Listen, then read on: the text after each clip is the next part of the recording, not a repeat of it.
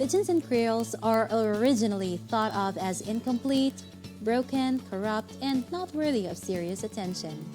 A pidgin is no one's native language. It's no one's native tongue. Develops when people with no common language come into contact with each other. It develops because of trade or forced labor. So, pidgins are a contact and interim language. In the Philippine context, because of the contacts of the Filipinos and the Spaniards, there has been a compromised language form.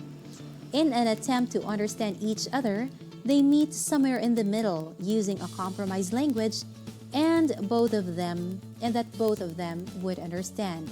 That interim language disappears when the contact language disappears.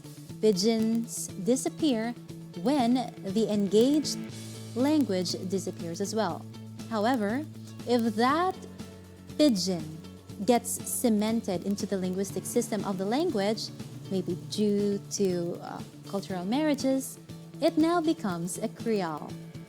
As we go along with our lesson, we will try to put these two big terms, Pidgins and Creoles, into the classroom setting. How do they come about? Colonialism brought by the British, French, Dutch, Portuguese empires. If we take a closer look at the picture, it says, "Define world history in one sentence." And the chieftain said, and I quote, "These white men are dangerous," unquote. The picture is taken from the Disney movie Pocahontas, which tells us about the birth of the New World. Now, going back, pidgins arose in colonial situations where the representative of the particular colonial power came in contact with natives. By contact, I mean for trade, labor, or slavery. Let's talk more about colonialism and how it contributed to the birth of pidgin languages in the first 500 years or so in various locations around the world, particularly in these areas. Here is a map of the Caribbean off the coast of the America. These numerous islands were all at one point under one colonial power or more. Occurrences in history made conditions in this area to be ideal and necessary for the creation of Pidgin and Creole languages. Christopher Columbus said, "That's a nice nation you got there. Be ashamed if someone discovered it." This all started when Columbus unwittingly stumbled upon the Americans on his way to finding a westward route to Asia. What Columbus really discovered were islands in the Caribbean. He never got close to what is now called the United States. The arrival of the Europeans was a catalyst for mass death caused by disease and violence. Timeline of occurrences in the Caribbean. October 12, 1492, arrival of the first Spanish ships. 1515, the native population of Hispaniola, Cuba, and other Caribbean islands had declined precipitously. By the 1550s, the indigenous inhabitants of the Caribbean had all but disappeared. 1600, virtually all had died. In an Instagram post by Kevin Farzad, he said, "Oh sure, make fun of Columbus. Like you've never gone to the grocery store for spices, gotten lost, then murdered several million people." This is quite a sarcasm. So what do you do when the native population of slaves or workers die? You have the transatlantic slave trade, or mass import of people from the African continent to work fields as slaves. The languages that slaves spoke were varied. There was no single language that they all spoke, even though many of them were from tribes in present-day Nigeria. Over time, these languages tend to merge together with English, and in one particular case, a unique language evolved in South Carolina called Gullah. That is according to the study of Kennedy David and Elizabeth Cohen, 2014. The continent of Africa wasn't divided by nations, but by tribes. And these tribes spoke different languages. If you look at a modern map of Africa, they are drawn not because of similar cultures and languages, and because of how people identify with each other. It was drawn arbitrarily by the various European colonizers to suit their interests. And this mass displacement and contact of different cultures made conditions ideal for the emergence of Creole and Pidgin languages. Conditions for the emergence of a Pidgin language. We have 1. Lack of effective bilingualism. 2. The need to communicate. Of course, as human beings, it is natural for us to communicate. And the third condition is restricted access to the target language. I think we all know what this means. But if you have questions, you could key in the comment section. So we shall proceed. Characteristics of a Pidgin. A Pidgin language is a blend of the vocabulary of one major language with a grammar of one or more languages. Vocabulary of the powerful minority, we call it the substratum, and the grammar of the less powerful minority, we call it the superstratum. Then why the vocabulary of the powerful minority when they are few in comparison? Because they are the ones controlling most aspects of daily life and other economic aspects of the society. They are the bosses. When does a Pidgin become a Creole? When people start to reproduce in communities where Pidgin is spoken at home and elsewhere in the community, the children will hear their language and begin using it as their L2. So that Pidgin becomes a Creole. Pidgins and Creoles allow us to observe the birth and evolution of a language within a highly compressed time frame, and this is why this is interesting to people who study language. The increasing interest. Pidgins and Creoles are young language. These are young languages. In retracing their development, it may be possible to see how new languages can arise and may help us understand the development of languages that have been present and evolving over long periods of time. Yes.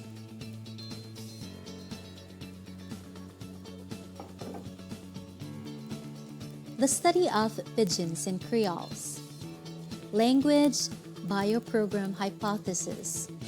Bickthorne of 1984 claims that the innovative aspect of Creole grammar arise from first-generation children who have Creole as their first language.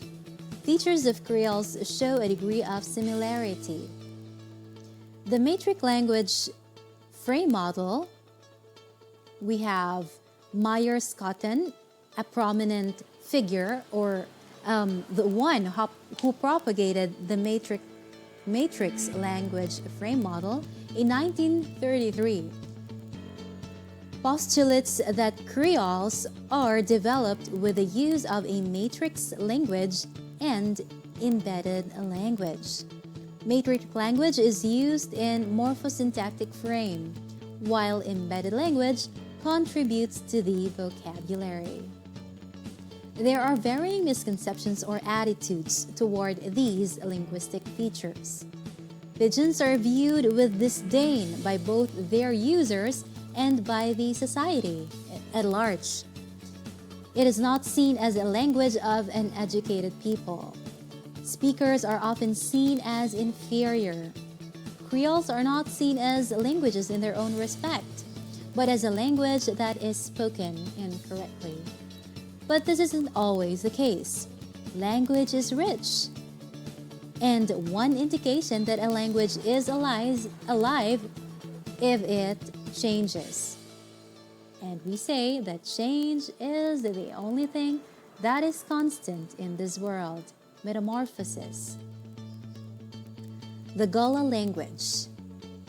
Gullah is a Creole language spoken by the Gullah people of an African American population. Gullah is spoken by about 250,000 people in coastal South Carolina and Georgia. The Gullah language is based on English, with strong influences from West and Central African languages.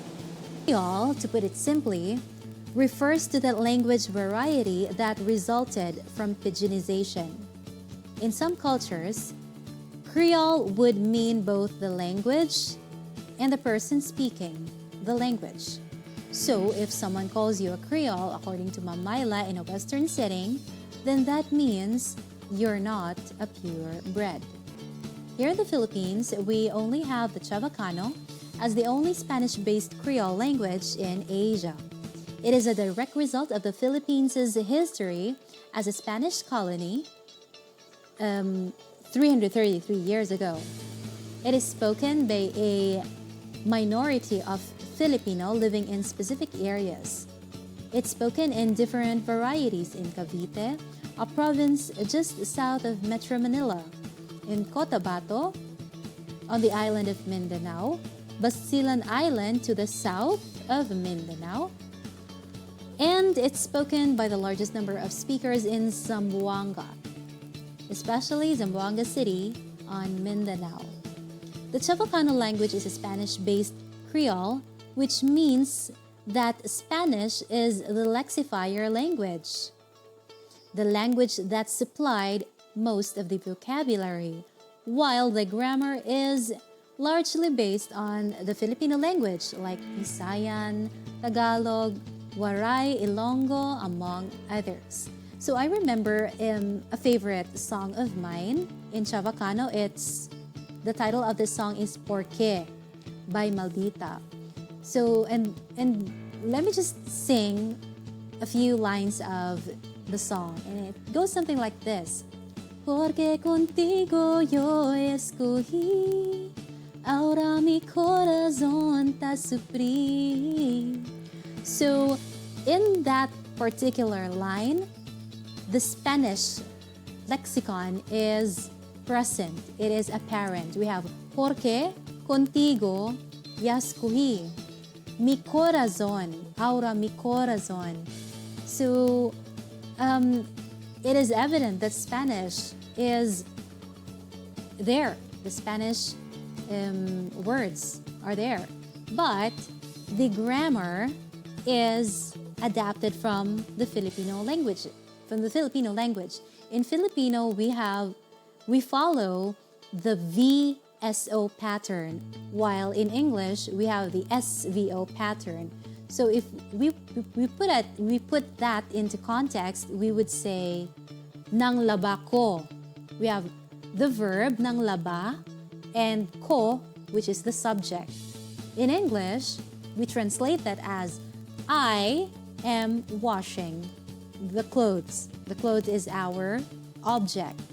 It's also the same in the Spanish language. It follows the SVO pattern, but here in Filipino, it's the opposite.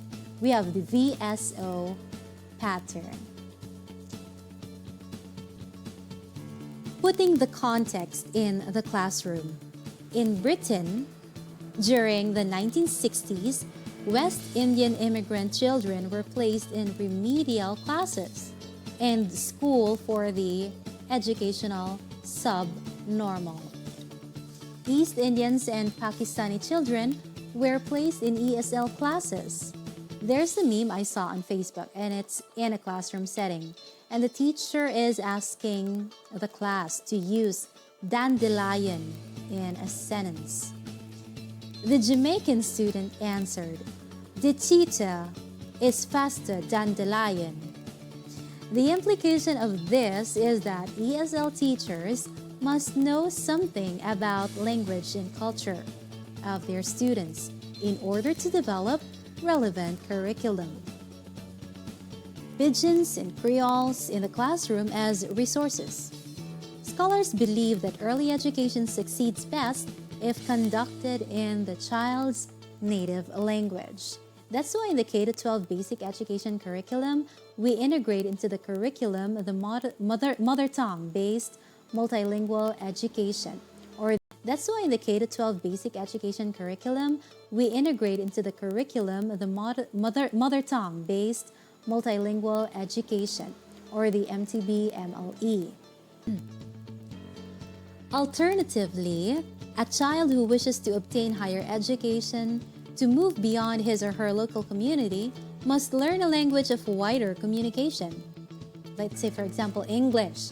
So, as I've mentioned in our previous forum, a lot of Asians, especially Asians, wanted to be fluent in English because they wanted to migrate in other first world countries for jobs maybe, or for better education. So time spent learning to read and write in a Pidgin or Creole language is time wasted. But then again, it also depends on your choice, your style, your preference. You have the freedom to choose. Let's take a look at say, for example, English. So as I've mentioned in our previous forum, a lot of Asians, especially Asians, wanted to be fluent in English because they wanted to migrate in other first world countries for jobs maybe, or for better education. So time spent learning to read and write in a Pidgin or Creole language is time wasted. But then again, it also depends on your choice, your style, your preference. You have the freedom to choose. Let's take a look at